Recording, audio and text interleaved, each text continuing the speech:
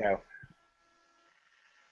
Hello and welcome everyone to this third session in the College Ready Writers Program online learning opportunity that we're calling Creating Habits of Writing, Doing and Teaching Argument.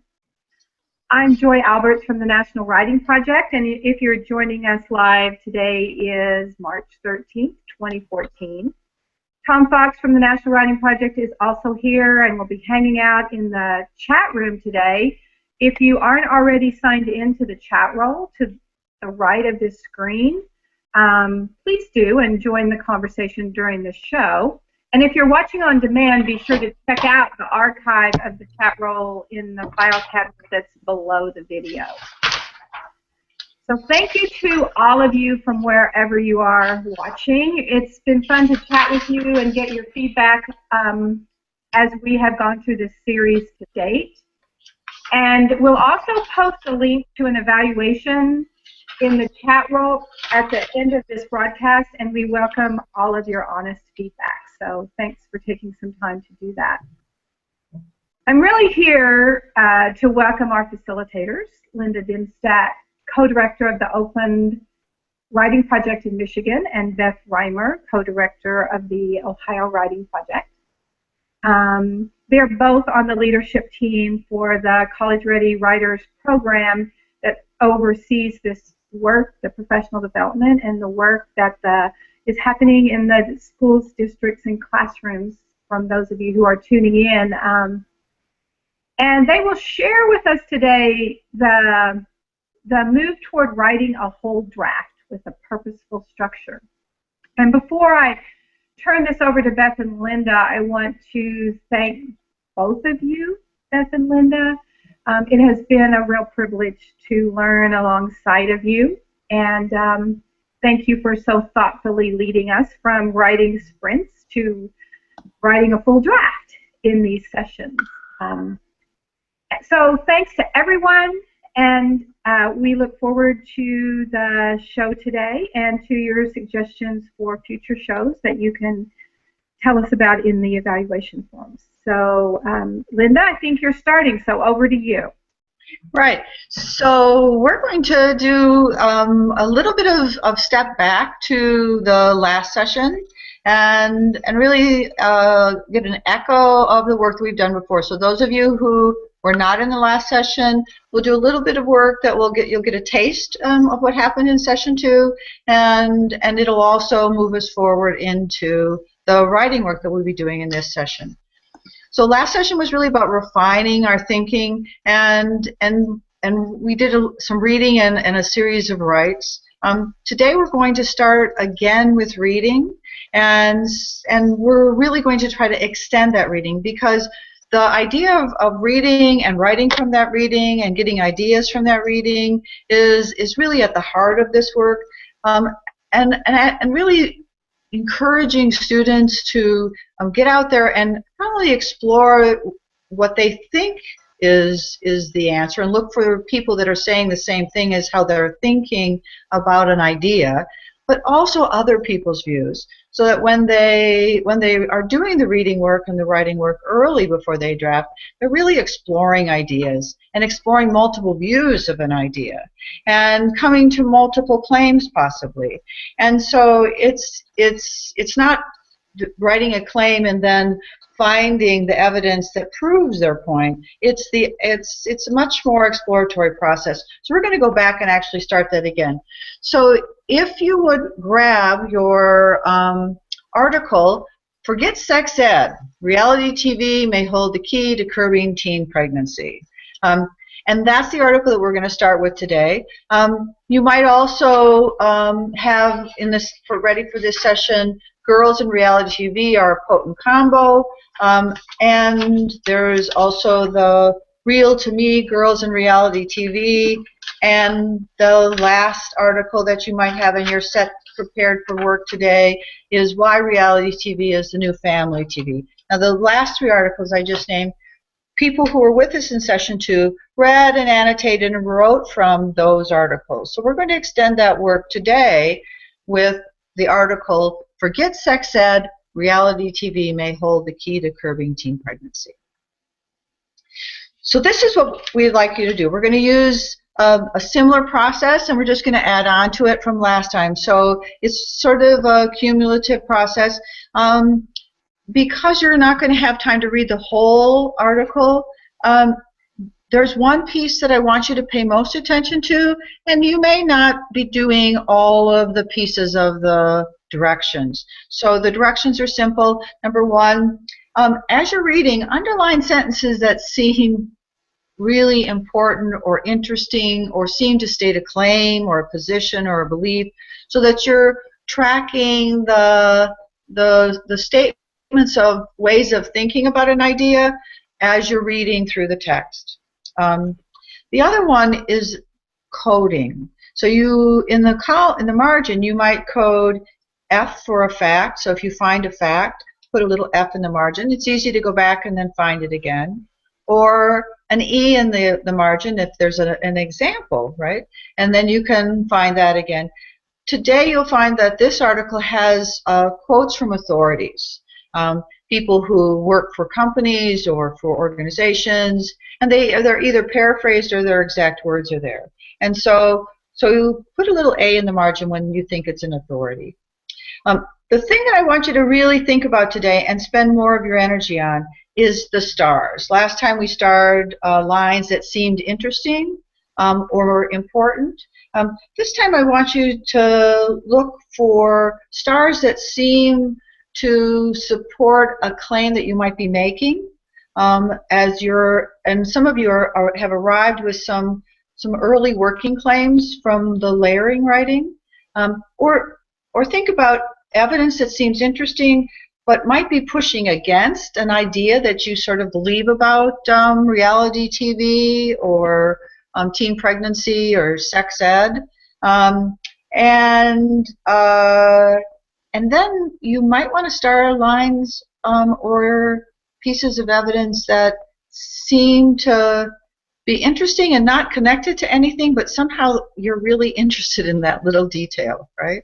So don't worry about it always being it proves or it doesn't prove, but stay with that interesting thing as well. And I know I probably said way too much about the directions, so the most important thing is relax, enjoy, and use whatever annotations help you pay attention and stay connected to the text and think while you're reading.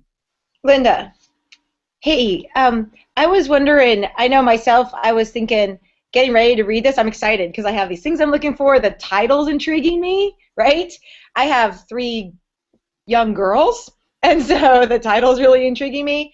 I wonder if it would help us for a second to grab our pencil and just write 1 sentence or 30 seconds worth of what's on our brain right this second, because you mentioned looking for things that are on our brain about reality TV, or remembering the thinking we did last week, or even sex ed, or how we're thinking about this bigger topic. So I wonder if it would help us right before to jot 1 second down, because my brain's spinning and I have it from just the headline. Right. Could we do that for just 30 seconds? That's a great idea, Beth. Okay.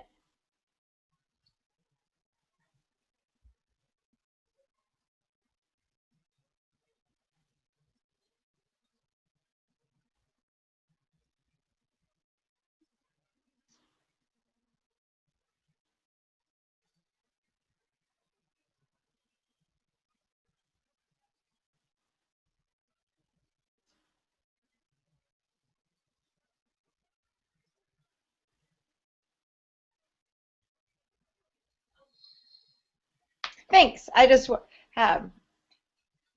just needed to jot my idea down again, because as I was thinking, I was starting to think of all my ideas I had about reality TV, and then here's this new article that seems really intriguing, and it has a headline that I need to know more about, so I just wanted to ground myself. And it's also taking us in a different direction, which is the whole idea is that you may have some ideas, but now you're faced with an article that might not be like the ones that you've been reading.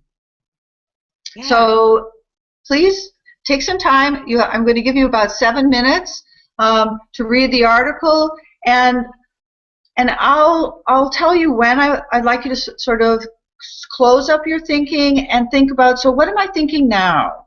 So we're going to bookend this reading and annotating work with another little stop and jot at the very end. So when you get close to that time, I'll just let you know and give you a little bit of time to do that.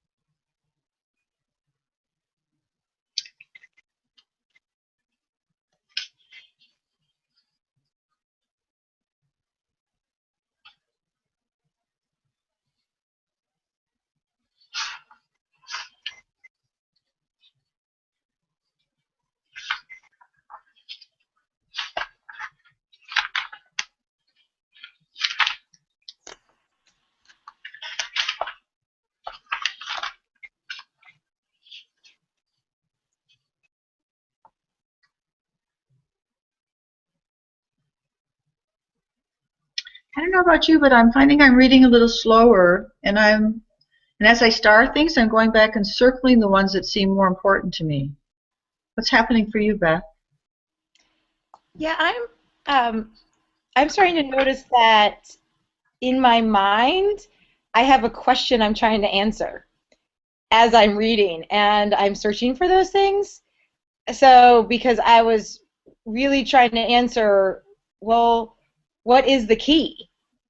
That was in the headline, and so I noticed at first I was just trying to grab whatever I could, but now I'm noticing that the one thing I'm starring, or the one A that I'm noting an authority is saying, I'm looking for something that's opposite, or I'm noting ways to answer what the key is, what my question is. So is that okay that we're starring and looking at this? Yeah, I think so. I think that really what happens when you read an article that's sort of on a sidestep from what we the articles that we read last week that were sort of all connected, is that you start opening up your thinking on the idea, because now I'm starting to think that reality TV actually can be a bad lesson for lots of other, lots of the other reality TV shows. They're not. It's not just, this issue is not just for teen pregnancy, right? The issue of cautionary tale, you know. And I hadn't thought of it, so I really like that language, cautionary tale. Yeah, I wrote that down too. But I also wrote down the line, engaging environment for learning. That's a good one. I didn't catch that one, but that is a good one. So then it adds the question, like, well, what kind of learning are we doing with reality TV? Yeah, I'm not sure it's always learning, right? Sometimes it's, and maybe it's sort of that don't do this on at home. I'm a professional, except for that's not the case here, right? Right. So I'm sure that. Yeah, I haven't gotten to the end of the article yet. Yeah. So how about if I give you, let's spend a couple more minutes and then pause and write.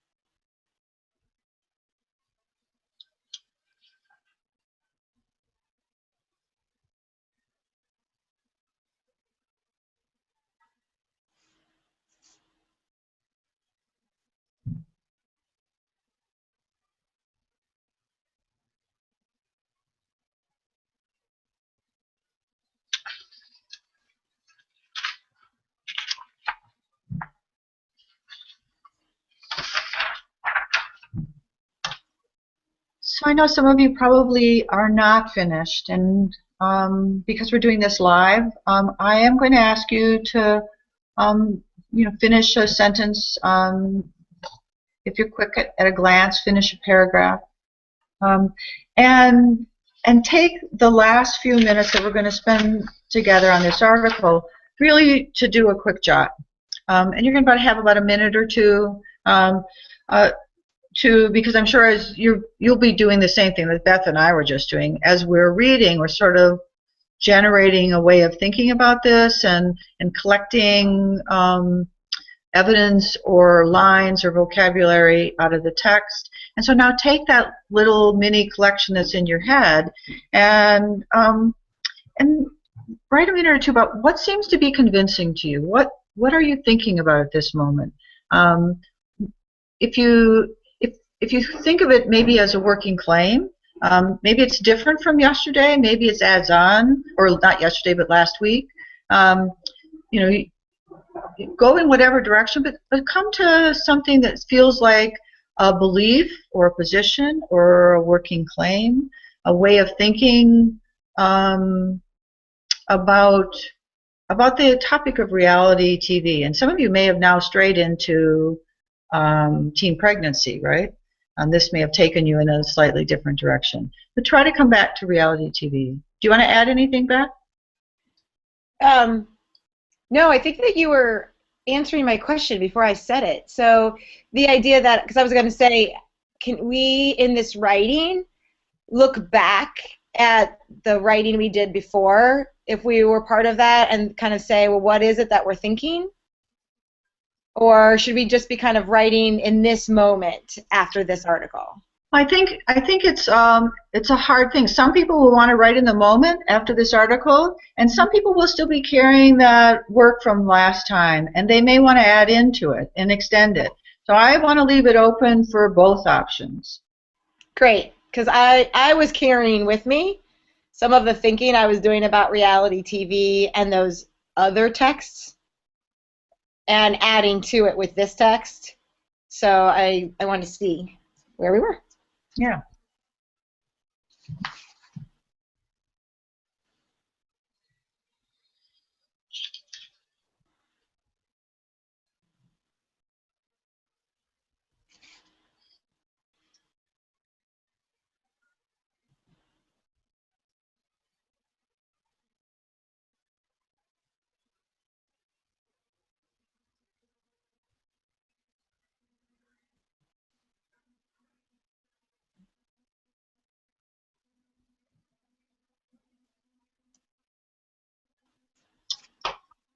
And if you'd find the end of your sentence so that we can move forward, and Beth's going to take over and do some writing with you, which I'm sure you'll enjoy, and I'm looking forward to doing that writing myself along with you.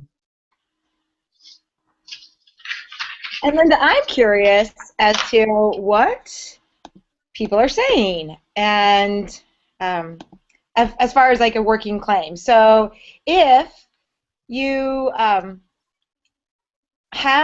if you're in that moment, because we're going to need some kind of working claim right now around reality TV to keep going. So I'm curious as whether or not people would be interested in sticking in the chat roll some of their working claims right now. And this idea of a working claim is something that Linda and I are talking about, in that, you know, if we start out from the start, that we have a solid claim, and now we're just going to go hunt for some stuff to prove it, we take away the complexity, right? We take away the possibility of angles. We take away lots of thinking we want students to do. But we do still need something to grab onto. As we have read these texts, we're starting to come to some belief. And we need to go ahead and write that down at some time. It's our working claim. We might refine it, and we will keep refining it, but we need something to work with. So let us know what's going on out there. What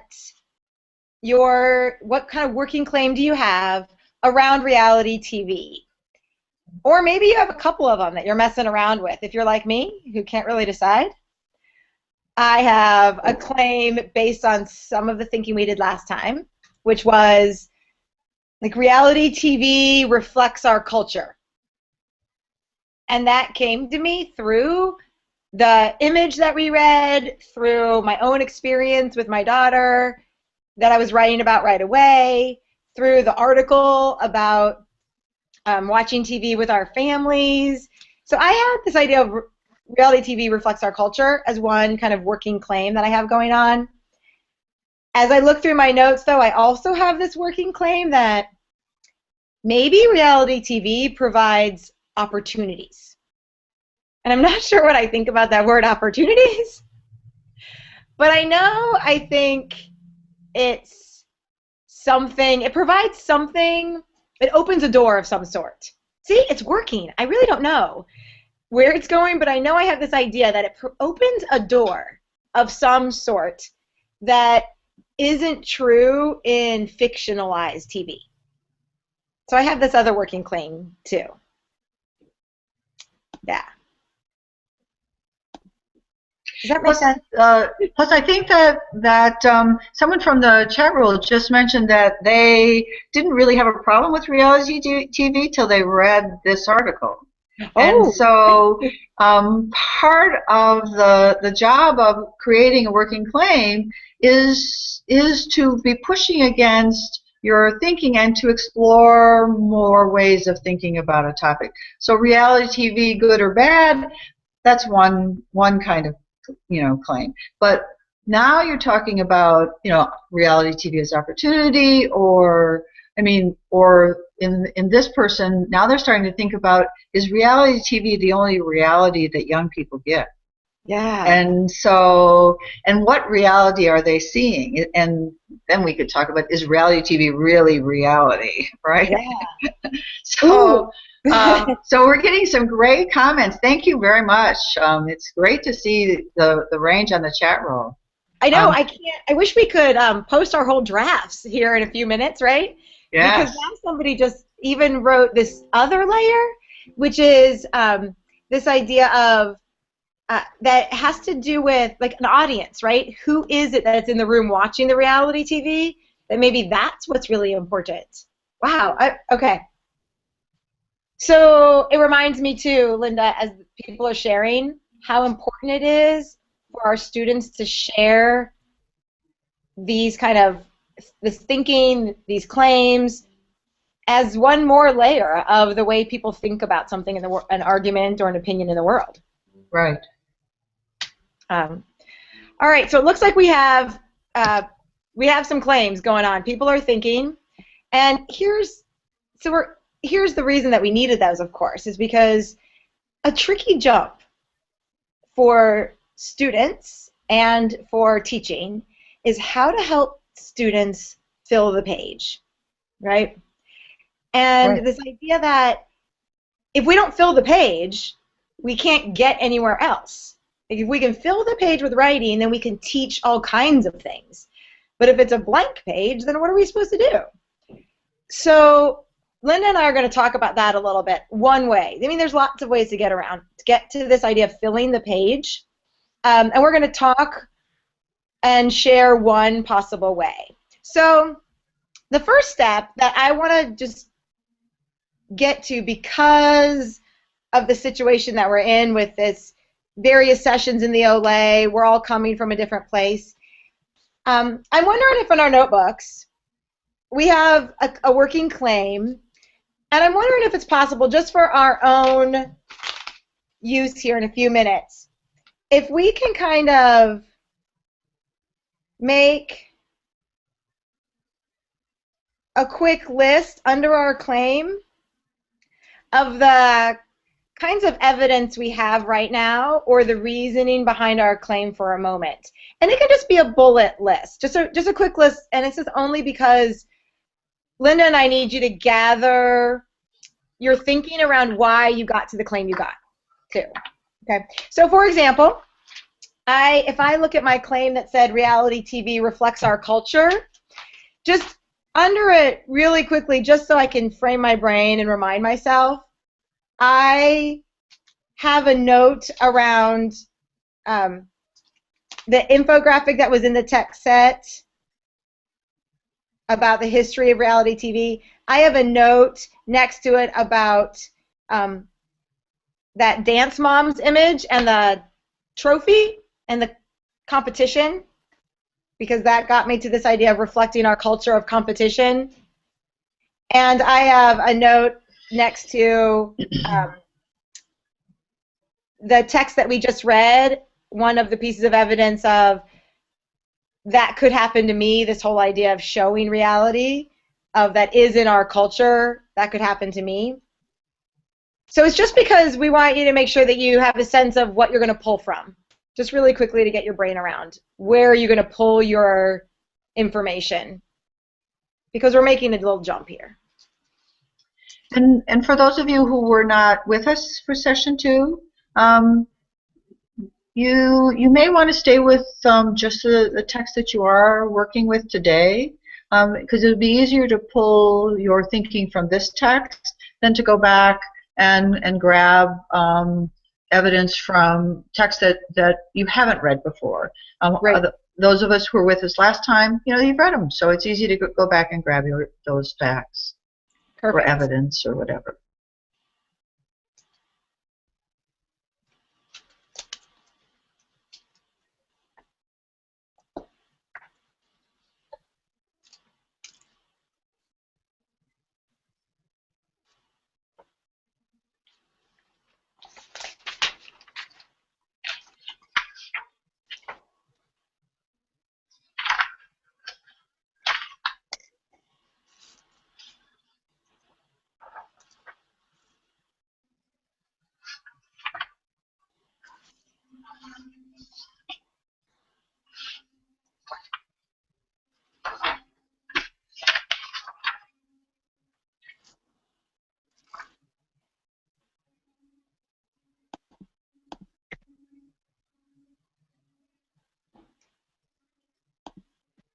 So I think most of us have a working claim, and we're spending a few moments just making sure we have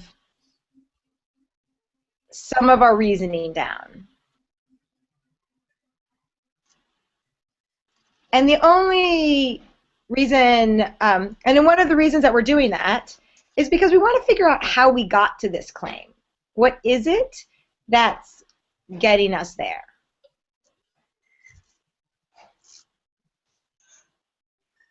And that's going to lead us to the next point. Okay, so this is where Linda and I we're going to pause for a second and chat about something that we can't do on this webinar. but that we both think is really cool and important to do with writers. So one of the moves that writers make when they're making an argument or writing a commentary or anything in the world, right, is they make a decision and a choice about how to organize their argument so they can share it. And we have to make that choice. It's a choice writers make. Now, this is where that old 5-paragraph essay comes in, right? Because one of the ways that people might organize an argument is in a multi-paragraph essay that has a claim, has some reasons, and has a conclusion. And so as teachers, sometimes we want to hand something to students and say, go ahead and fill this outline in. The tricky part is that Linda has given us all these texts, and we have a complex argument. It won't fit into a really easy structure. And that easy structure doesn't really exist in the authentic world very often anyway. So in a classroom, if we had would have a lot of argument models, and we'd want students to think about, well, what are the ways people in real life organize an argument? And so we could imagine we could have groups looking at model A and another little group looking at model B and another little group looking at model C and another little group looking at model D, and they could jot down, break it down, and say, well, how is this organized? What does this writer do first? What does this writer do second? What does this writer do third? You know, maybe first they tell a story, and then next they give an example, and then next they give their claim. And we could break it down, and we could see different ways that arguments are really organized in the world. And we could end up with 4 different possible organization structures. That might be one way we could fill our room with choices for students to organize. Linda, did you want to jump in? Like, what's another way that we might authentically help students see ways people organize? Well, I think that mentoring and apprenticing. So often the students that I've been working with, and the teachers that I've been working with, they're actually studying two mentor texts and noticing that this author, you know, who is really starting with a counterclaim. Yeah. And he doesn't start with the claim. And then it's sort of like a bait and switch. And so they sort of get into the idea of, do I want to write an article where an argument where I'm starting with the other person's way of thinking, and then slowly sort of surprising my audience at the end when I say, you know, that doesn't make any sense at all. Instead of coming out at the beginning, well, it's because some arguments start with the claim fairly early. Sometimes they tell a story and they say, so this is what I believe because I had this experience, and then they wind their way toward what other people think, and then they come to an insight at the end, right? And maybe what they said at the beginning was a beginning belief, but they come to this deeper insight. So the students that, when we start mentoring authors, we start realizing that there are these authors that have these great moves that we want to try to borrow and play with ourselves.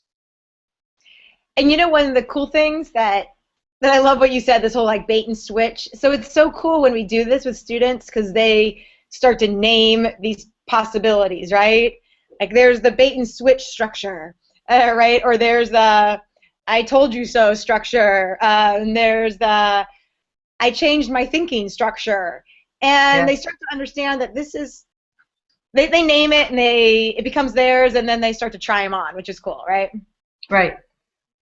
So recognizing that is probably a really good way to open possibilities for organization. Us all really apprenticing in a model, writers, breaking a model down, chunking it to really see the moves. We can't do that here. Linda and I tried. We tried to figure it out. How could we do that? How could we really have everyone do this together? And it's not going to work. And I'm going to say that that's okay. That's not going to work now.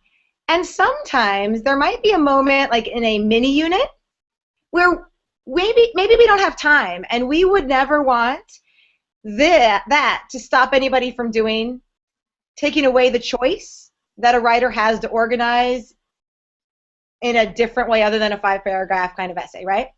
So Yes, go ahead. Can we pause a second and also bring up, okay, so let's talk about the test setting, right? Yeah. I mean, and so you have the test setting too, and so students have to, as they learn these strategies and they start feeling comfortable with them and realize how writers move around in arguments, they are more able to, the day that they take a test, to be able to just, oh, I've got this structure. I know this structure works. This structure works for me. I really love this. I'm going to write my argument with this. So it feels natural, it's easy, and they can get it on the page, because getting it on the page, whether it's a first draft or it's a day you take a test, is really important. Yeah, I love that you said that. And wouldn't it be cool if we could help our students walk into a test structure with 2 or 3 structures they love or they feel comfortable with or they know, and then they can make a choice. Right? They can say to themselves, yeah, that, hey, there's more than one structure, and what's the best thing for my argument? So that's where we're going to jump, and I hear like a ringing, so I think we might have lost somebody, but that's where we're going to jump to like another possibility. If we can't break it all down, or what's another way we can give students some structure?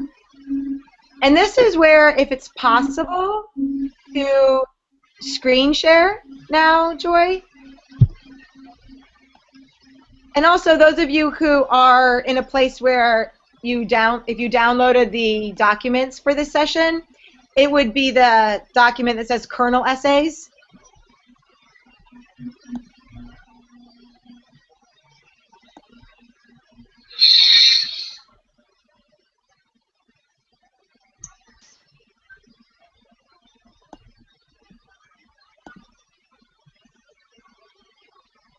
So on the, what you see there on the document is adapted from Gretchen Bernarby's kernel essays idea.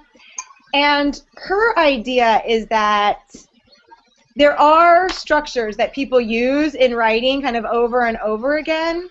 And maybe one way to help students think about choices that they make is to give them some tools, some kernels of different organizational structures that you could choose from or among that fits with your writing. So here's what we're going to look at. So we're going to look at the screen share that Joy has up right now. And you'll see under, on A, there's some different structures that kind of happen frequently when people share outline or share opinions, or arguments. Often, people will share an argument that says, first I thought this, then I learned this information, and now I'm thinking this. So last time when we were talking about reality TV, lots of us had that kind of thinking. First, I thought this about reality TV, and here's why. Because I have this story or this understanding. Then I read such and such text, and I learned this information. And now I'm thinking this about reality TV. If you look at, so that's like one way, that's under A. So B is your basic essay structure of your 5-paragraph essay, and that's still in there because it is true, we might make a claim, we might have some reasons, and then we say, in the end, this happens. On C, you can see maybe sometimes people write, here's the overview of the issue, here's some of the things people think about reality TV. One side thinks this, another side thinks this. Here's what I believe, kind of structure. Maybe on D, and I think Yeah, on D is great. We have, here's my claim, or here's what I'm thinking. Here's one way I know this, or I've seen it. Here's another way that I know this, or here's another way. On E, you have, here's the overview of what people are thinking about reality TV or an issue. Here's what I'm thinking right now. Here's a question that some people raise. The other side. Here's my answer to that question. And then in the end. Or maybe F, we have, here's my claim. Then why do I believe this? But I'm still wrestling with this next idea. Like, I still am wondering about this, which makes me think, and here I'm settling. Or G, where we have, here's an aspect of the issue, here's another aspect, and here's another aspect, and here's my claim. So, for example, on my claim that says, reality TV reflects our culture, I might think about that, G1. And then we have the N, an H1, where you keep refining your claim along the way. And there's lots others structures. You know, I stopped because it was 2 pages long. We could have the structure of, you know, here's what everybody thinks on one side, the counterclaim, the bait and switch. But here's a different idea, and now here's what I'm thinking. So here's what we're going to ask you to do. We're going to ask you to look at these kernel essays, and we're going to ask you to imagine, think about your claim, and think which kind of structure here follows the pattern of your thinking. How did you get to that claim? Which one helps you share your claim? So, for example, and there might be more than one. Like I said, I might, for my claim about culture, I think I like H, where I'm going to explain my claim on the issue is that reality TV reflects our culture. And then I'm going to add, in addition, I'm going to add that I think this because of the competition culture around dance moms, and I have some information about it. And then I have another layer of, I also think but it also shows a culture of people being able to keep going after a dream and a different world, which is a good thing. And so then I might get to this refined claim that TV reflects our culture in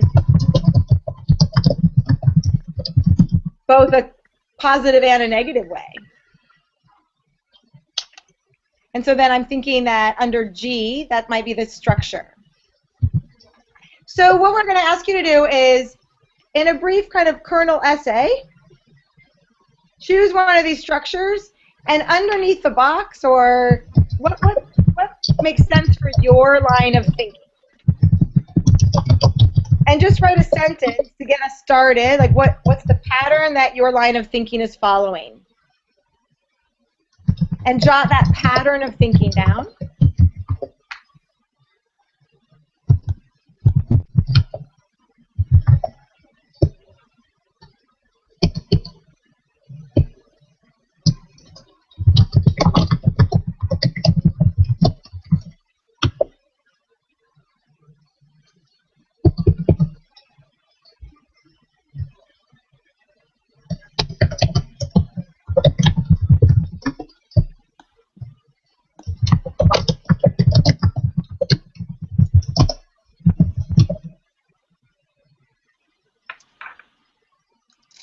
Okay, so if everybody has their pattern of thinking, and this is, you know, we're in the webinar, we're not really sure if everybody has figured out a pattern that might share their idea or their line of thinking. But find one of those kernel essays that might work for you, or your own. There's numerous ones you might be able to use.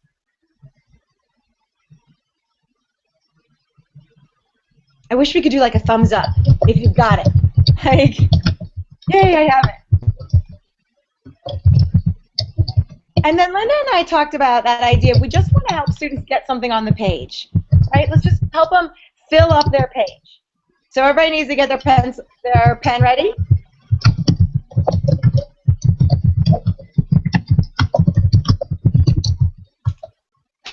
And we're going to do a little bit of, do you remember that timed writing? We're going to loop all the way back to the beginning now. Remember we did that timed writing? And I'm getting my timer going right now.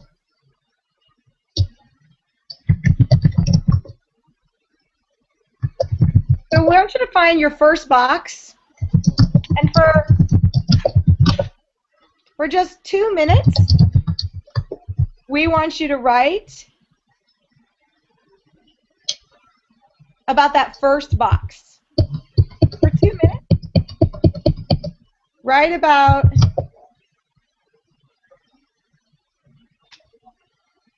that first box. So I'm looking at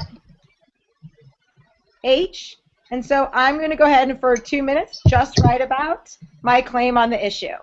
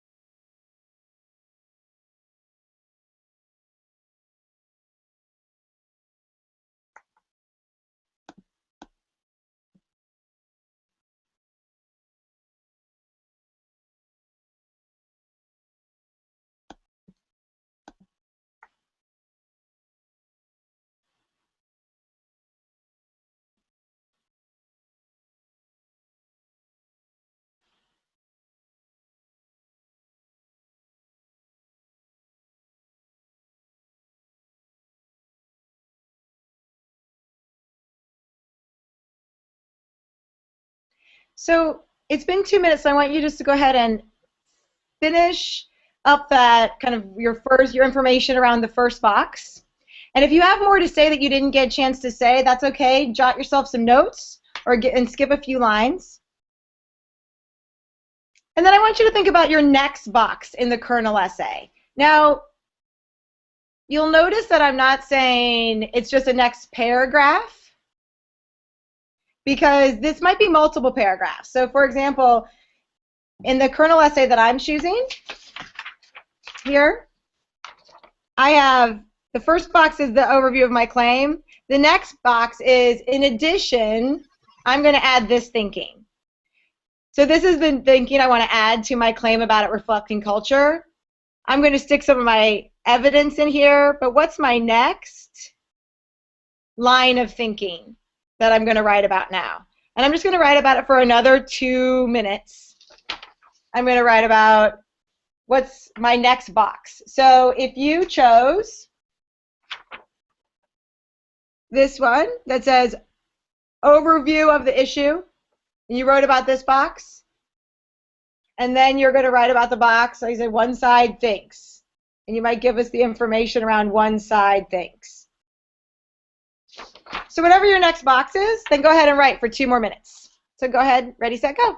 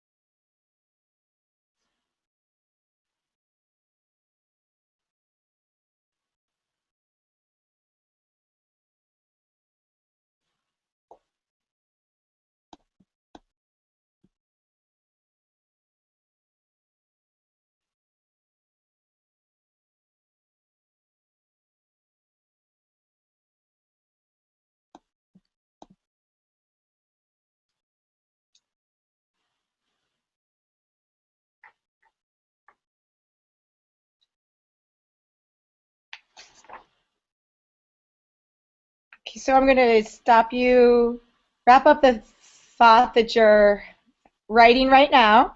And if you still have more to add to that paragraph, maybe more evidence or story or a piece of authority or a star from the text, jot that down so you don't forget that that goes in that chunk.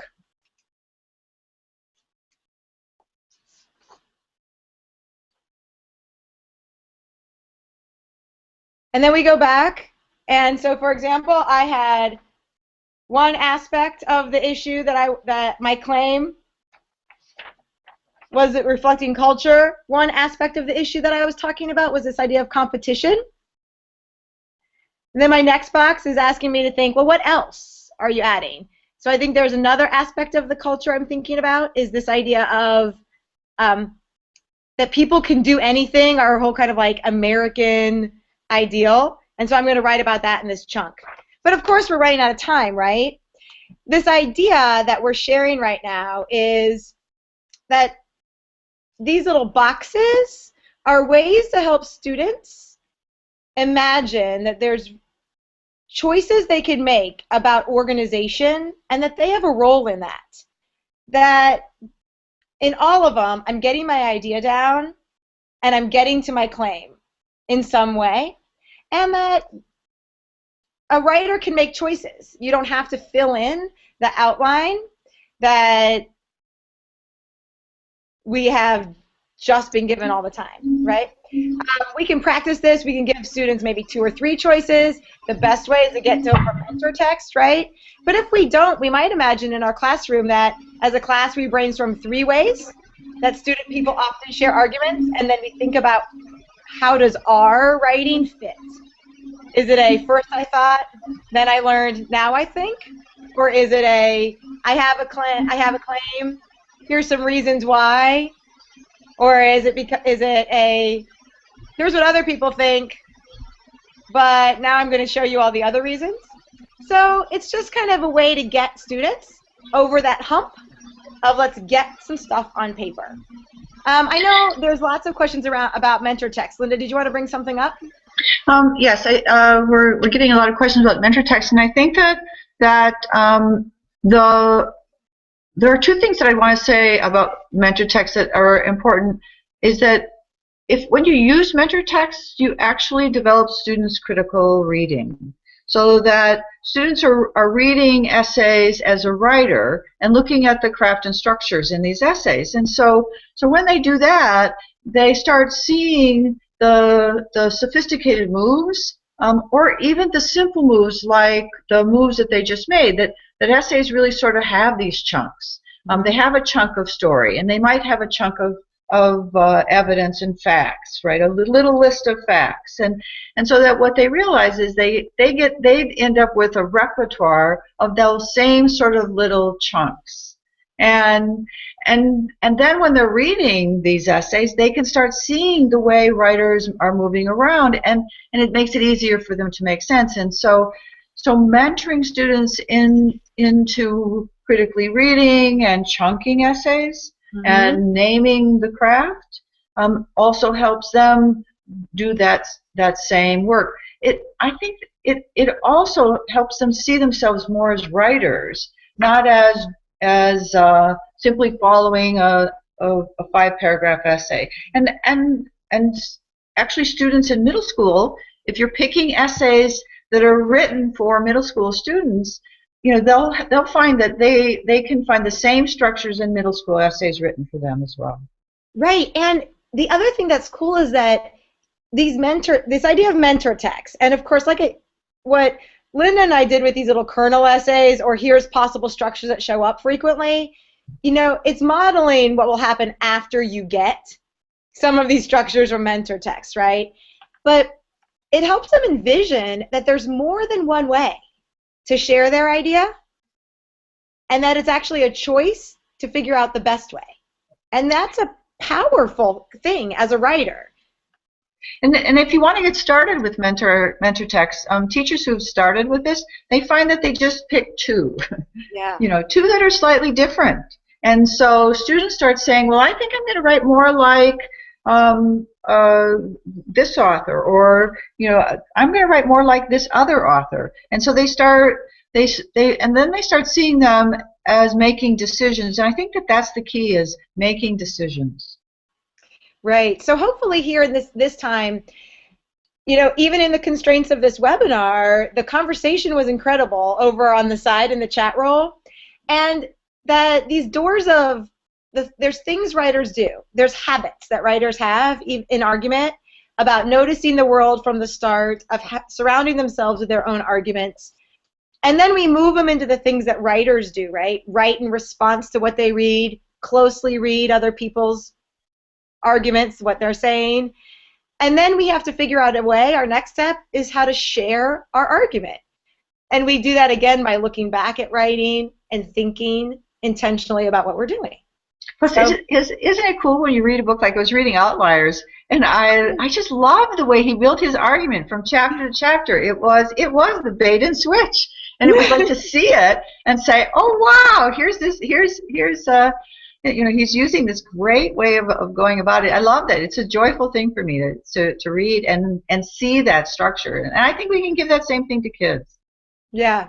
So I think we're at the end of our time, and we have to say thank you and goodbye, and hopefully this was just the start of the conversation.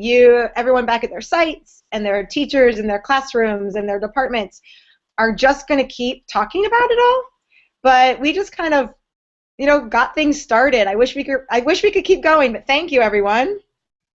Yes, and good writing and good teaching, and enjoy your argument work. Right on. Thank you for the chat roll comments. You were awesome. Right. And don't forget, there's all that stuff on the webinar. So Joy, I think do you want to pull us in at the end, or don't forget the exit slip? Right. So Tom will post a link to the evaluation form, and we really want your feedback. He'll post it in the chat room, and there's also a link on the PowerPoint slides. On the last slide, there's a link to it if you want to download those. So you could take a few minutes right now to give us some feedback about what we might think about doing next, what worked for you. And I just want to thank all of the great chatter in the chat room that went on over there. Good job, Tom, and keeping everybody going. And thank you, especially Linda and Beth. This has been great, and I wish we could just keep talking, and we'll figure out a way to do that. So thanks, everyone. Bye-bye.